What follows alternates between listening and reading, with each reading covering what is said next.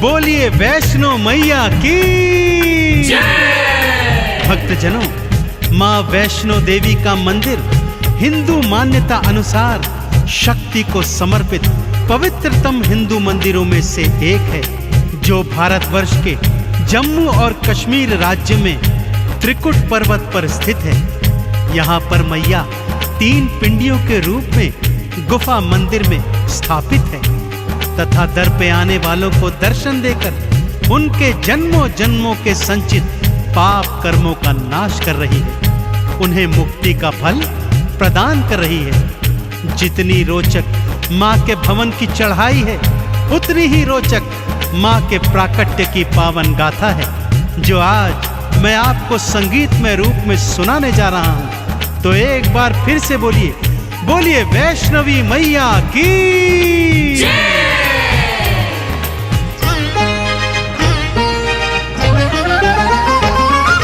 वैष्णो माँ नारायणी वैष्णवी वरदायिनी, पिंडी रूप में दर्शन देती भव से पार लगायिनी। वैष्णो माँ नारायणी वैष्णवी वरदायिनी, पिंडी रूप में दर्शन देती भव से पार लगायिनी। वैष्णो मैया नमो नमः, माँ वैष्णवी नमो नमः, पिंडी रानी नमो नमः, माँ कल्याणी नमो नमः। वैष्णो मैया नमो नमः, माँ वैष्णवी नमो नमः, पिंडी रानी नमो नमः, माँ कल्याणी नमो नमः।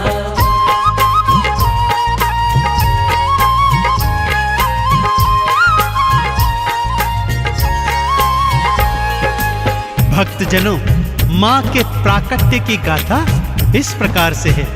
जम्मू स्थित कटरा जिले में हंसाली नामक गांव था भक्तों। इसी गांव में एक निर्धन ब्राह्मण श्रीधर अपनी पत्नी के सहित रहा करता था। माँ वैष्णो का परम भक्त था भक्तों। दिन रात माँ की भक्ति करता और जो रूखा सूखा मिलता उसको माँ का प्रसाद समझकर माँ को भोग लगाकर स्वयं भी ग्रहण करता। उसके जीवन की बस एक ही तमन्ना थी कि मैं माँ के नाम का जागा करवाऊं और अगले दिवस सारे गांव वासियों को माँ के नाम का भंडारा खिलवाऊं। पत्नी उसकी बात सुनकर कभी हंसती और कभी रोती थी। घर में खाने को अन्न का एक दाना भी नहीं था और उसका पति सोच रहा है पूरे गांव को भंडारा खिलवाने की।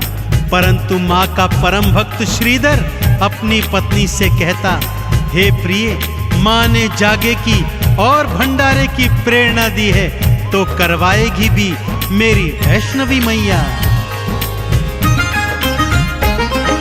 श्रीधर ने मन में था सोचा माँ का जागा करवाऊं, जागे के अगले दिन भक्तों को भंडारा खिलवाऊं।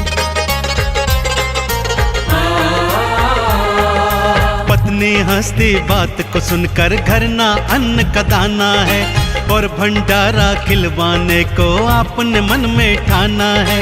मैया रानी आएगी भंडारा खिलवाएगी, श्रीधर को विश्वास था भक्तों माँ तो लाज बचाएगी।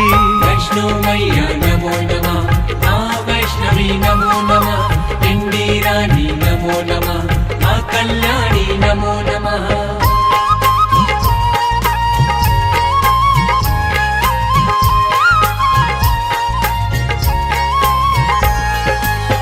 और एक रात उसे स्वप्न में माता वैष्णो के दर्शन हुए। माँ ने आश्वासन दिया कि जा मेरे भक्त, मेरे नाम का जागा करवा और अगले दिन पूरे गांव को मेरे नाम से भंडारा खिलवा। श्रीधर अगले दिन सुबह सुबह उठा और माँ का नाम जपते जपते पूरे गांव को जागे का और भंडारे का निमंत्रण देने निकल गया। पत्नी ने बहुत समझाया कि ये आपका भ्रम है, परंतु श्रीधर पर तो माँ की नाम खुमारी चढ़ गई थी। सारे गांव सहित वो भैरवनाथ और उसके शिष्यों को भी भंडारे का निमंत्रण दे आया। सबके मनों में कौतूहल है कि भला ये दरिद्र हमें क्या भंडारा खिलवाएगा। अगले दिन सब जागे में गए और फिर भंडारा खाने पंगत में बैठ गए। घर में अन्न का एक दाना भी नहीं और सारा गांव खाना खाने बैठा है कि तभी सब क्या देखते हैं, एक लाल चुनर ओढ़ी छोटी सी कन्या श्रीधर श्रीधर कहती हुई आती है और भोजन का पात्र उठाकर उसमें से 56 भोग निकाल निकाल कर सारे गांव को खिला रही है।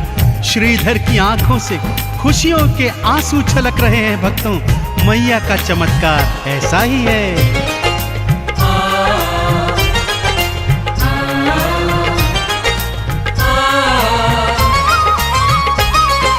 मैया ने अपने हाथों से भंडारा खिलवाया है। श्रीधर तो खुशियों में झूमा, मन ही मन हर्षाया है। भैरवनाथ भी चेले लेकर भंडारे में आया है। सामने देखा खाना बांटती कन्या रूप महामाया है। हलवा पूरी देख के भैरवनाथ चिल्लाया है। भोजन में खाने को उसने मदिरा मांस मंगाया है। वैष्णो मैया नमो नमः, माँ वैष्णवी नमो नमः, पिंडी रानी नमो नमः, माँ कल्याणी नमो नमः।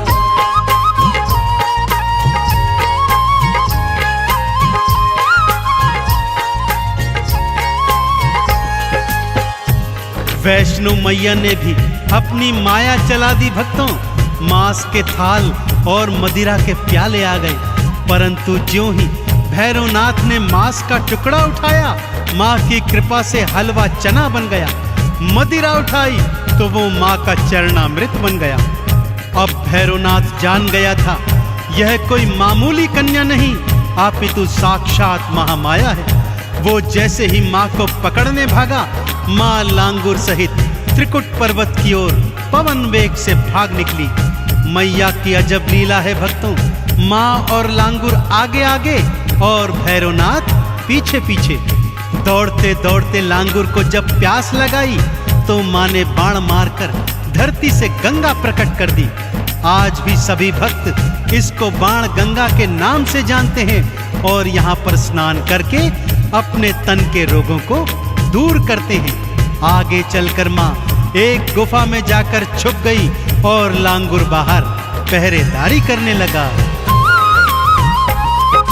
भागते भागते वैष्णो रानी एक गुफा में थी आई। मैया अंदर छुप गई और बाहर लांगुर अगवाई।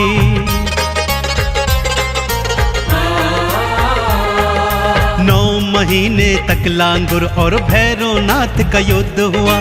युद्ध भयंकर था, भक्तों पर कोई परिणाम नहीं निकला। मैया क्रोध चढ़ आई है, गुफा से बाहर आई है। भैरवनाथ से युद्ध करन को हाथों खड्ग उठाई है।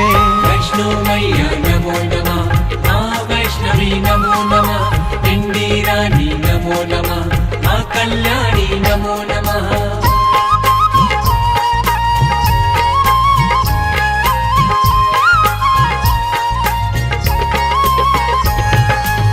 जब 9 महीने तक लांगुर और भैरव के युद्ध का कोई परिणाम नहीं निकला तो माँ 9 महीने के बाद उस गुफा से बाहर निकल आई भक्तों। और तभी से उस गुफा को गर्भजून के नाम से माँ के भक्त जानते हैं। बाहर निकलते ही महामाया ने विकराल रूप धारण कर लिया।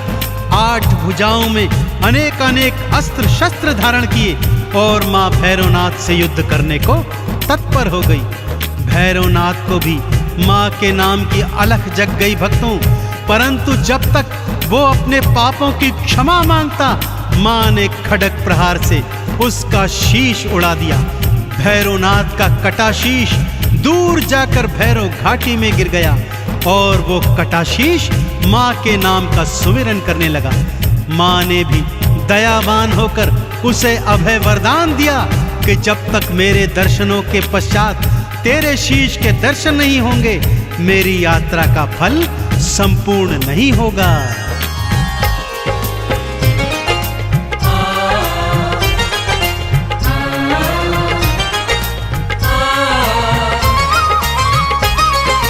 कटे शीश ने भैरों के जब माँ की अलख जगाई थी, उसको अभय वरदान देने आ गई महामाई थी। जब तक मेरे दर्शन करके तेरे धाम न जाएंगे, मेरे धाम की यात्रा का पुण्य कभी ना पाएंगे। मैया के दर्शन के बाद भैरव घाटी जाते हैं, मैया के भैरव के दर्शन भक्त सारे पाते हैं।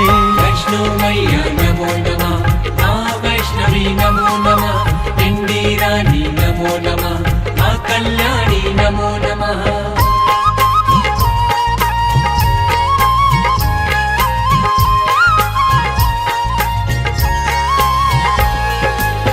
अब आइए भक्तों, आपको माँ के भवनों की सैर करवाता हूँ। सबसे पहले आता है माँ का परम धाम कौल कंढोली, फिर आती है बाण गंगा, जहाँ भक्त लोग स्नान करके अपने तन के रोगों को दूर करते हैं।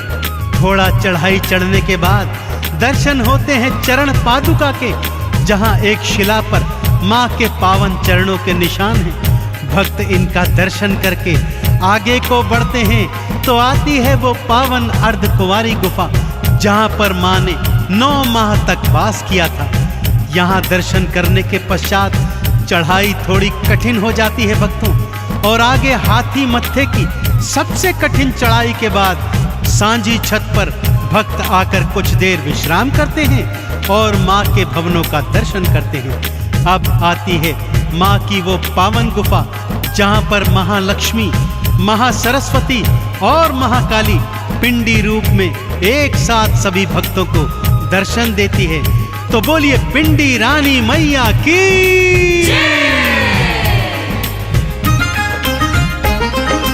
ऊंची चढ़ाई ना घबराना, मैया आप बुलाती है, हाथ पकड़कर बच्चों को वो भवनों पे ले जाती है। नारियल का भोग लगाते, चंदन तिलक लगाते हैं, मैया रानी के भवनों से मुक्ति का फल पाते हैं। लाल चुनर जो मैया को हाथों से पहनाते हैं, भवसागर में कभी न डोले पार वो लग जाते हैं।